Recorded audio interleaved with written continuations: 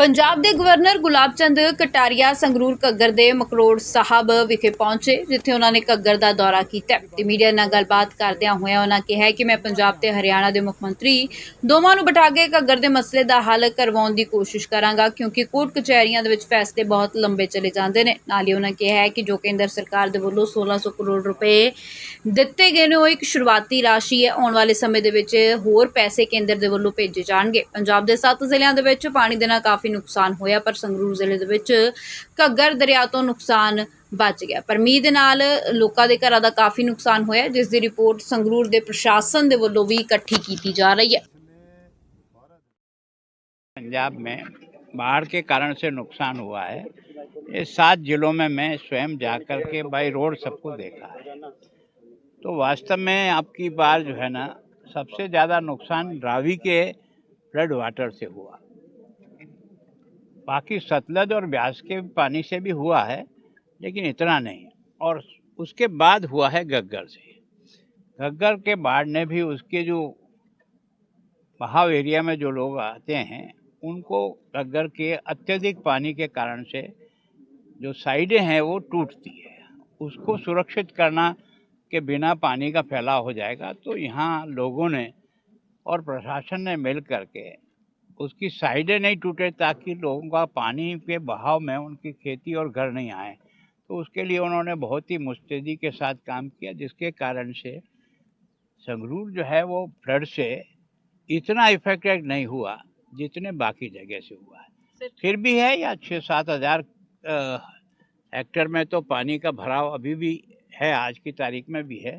लेकिन क्या है कि आर्मी ने भी, यहाँ की लोकल जो है लोगों ने और प्रशासन ने मिल कर के इसको एक सामूहिक मैनेजमेंट जिस ढंग से किया, उसके कारण से जनहानि केवल एक व्यक्ति की हुई है यहाँ, और वो भी मकान के गिर जाने के कारण से, बहाव के कारण से नहीं हुई।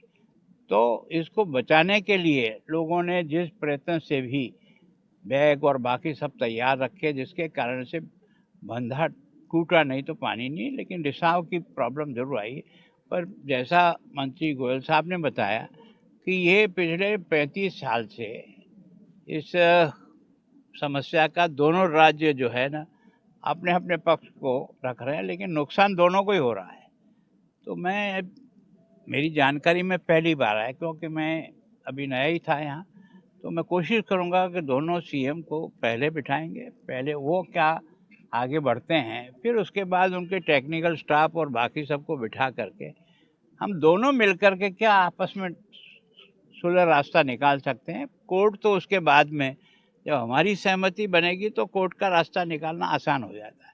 जब हमारी सहमति नहीं बनती है तो कोर्ट में केवल पेशियाँ बदलती रहती है, निर्णय पर कुछ बनता नहीं है। तो प्रयत्न तो करेंगे, अब सफलता देना न देना ये ईश्वर के हाथ है, लेकिन कोशिश करेंगे कि किसी तरह से आपस में बैठ करके इसको सुलझाए, ताकि स्थायी इसका कोई तो भी हल हो सके। सर, अगर प्रयत्न कामयाब होते हैं, कहीं ना कहीं जो जनता है, जो लोग हैं वहाँ पे, देखो इस जनता के आशीर्वाद से प्रयत्न करना हमारा दायित्व है, हमारी कोई इनके ऊपर मेहरबानी नहीं है, हम इनका ही अन्न खाते हैं।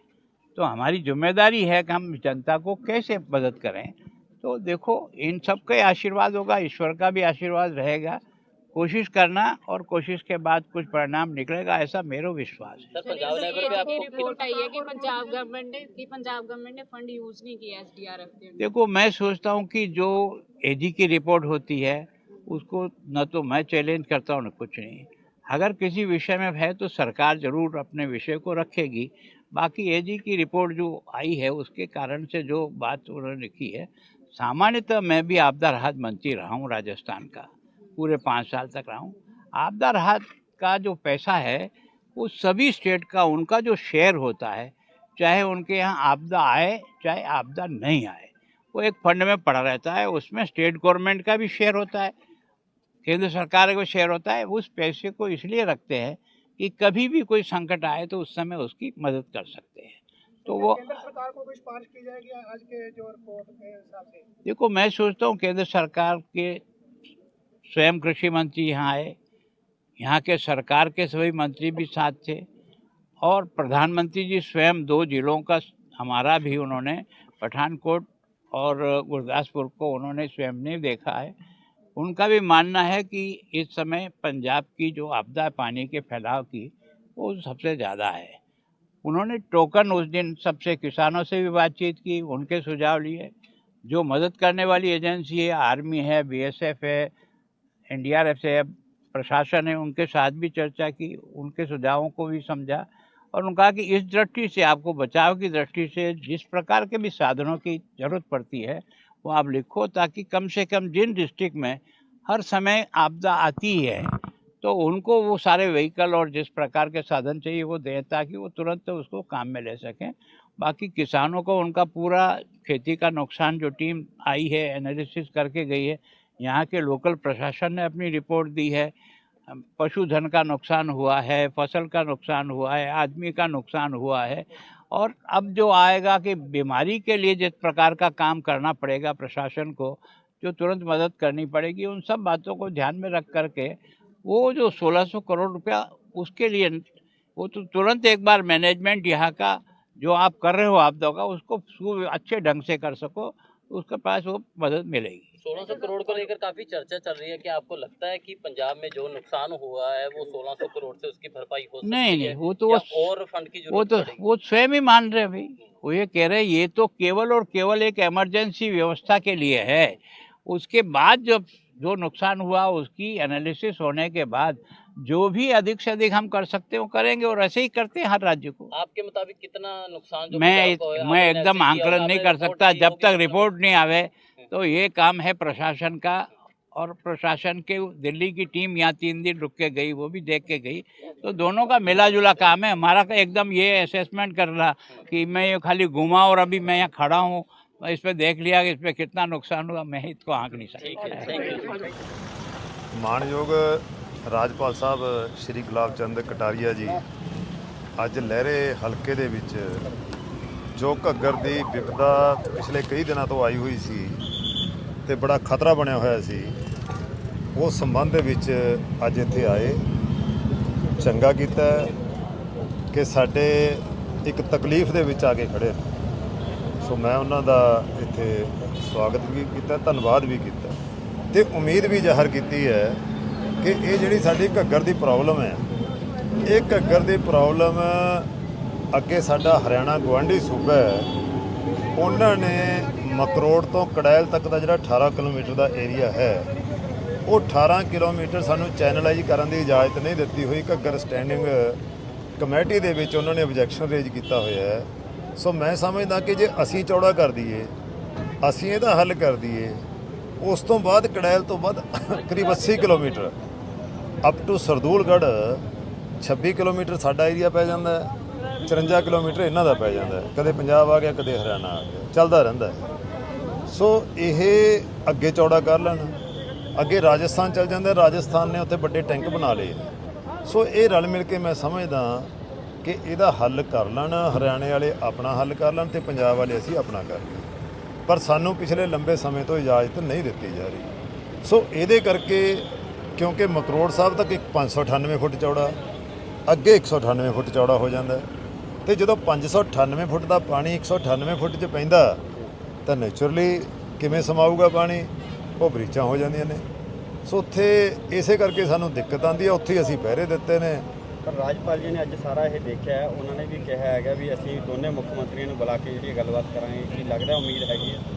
ਦੇਖੋ ਉਮੀਦ ਤੇ ਤਾਂ ਦੁਨੀਆ ਕਾਇਮ ਹੈ, ਪਰ ਮੈਂ ਇੱਕ ਗੱਲ ਜ਼ਰੂਰ ਕਹਿਣੀ ਚਾਹੁੰਦਾ ਕਿ ਘੱਗਰ ਦੇ ਇਤਿਹਾਸ ਦੇ ਵਿੱਚ ਇਹ ਪਹਿਲੀ ਵਾਰੀ ਹੋਇਆ ਕਿ ਘੱਗਰ ਦਾ ਪਾਣੀ ਹੈ ਜਿਹੜਾ 550 ਫੁੱਟ ਪੁਆਇੰਟ 7 550 ਫੁੱਟ ਪੁਆਇੰਟ 7 ਇੰਚ ਤੇ ਹੋ ਕੇ ਔਰ 8 ਦਿਨ ਇਸੇ ਲੈਵਲ ਤੇ ਖੜਿਆ ਰਹੇ ਤੇ ਖਤਰੇ ਦੇ ਨਿਸ਼ਾਨ ਤੋਂ 12 ਦਿਨ ਪਹਿਲਾਂ ਟੱਪ ਗਿਆ ਸੀ, ਤੇ ਖਤਰੇ ਦੇ ਨਿਸ਼ਾਨ ਤੋਂ ਟੱਪ ਕੇ, ਮੇਰਾ ਕਹਿਣ ਤੋਂ ਭਾਵ 12 ਦਿਨ ਪਾਣੀ ਖਤਰੇ ਦੇ ਨਿਸ਼ਾਨ ਤੋਂ ਟੱਪ ਕੇ ਰਿਹਾ।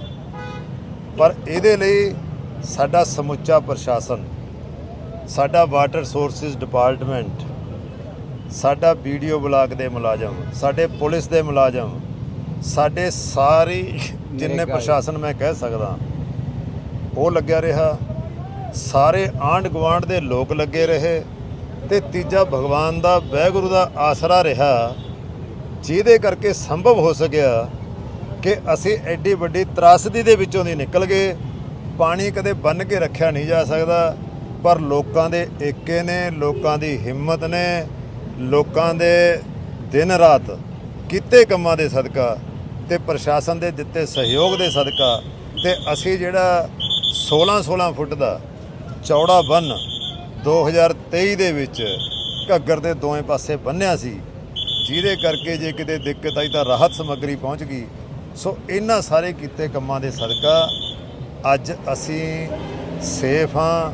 ਪਾਣੀ ਘਟਣ ਲੱਗ ਗਿਆ, 1 ਫੁੱਟ ਪਾਣੀ ਘਟ ਗਿਆ, ਇਸ ਸਮੇਂ 749.5 ਹੈ ਤੇ ਕੱਲ ਤੱਕ ਉਮੀਦ ਹੈ ਕਿ ਪਾਣੀ ਖਤਰੇ ਦੇ ਨਿਸ਼ਾਨ ਤੇ ਆ ਕੇ ਖੜ ਜਾਏਗਾ ਤੇ ਉਸ ਤੋਂ ਬਾਅਦ ਫਿਰ ਡਾਊਨ ਆ ਜਾਏਗਾ।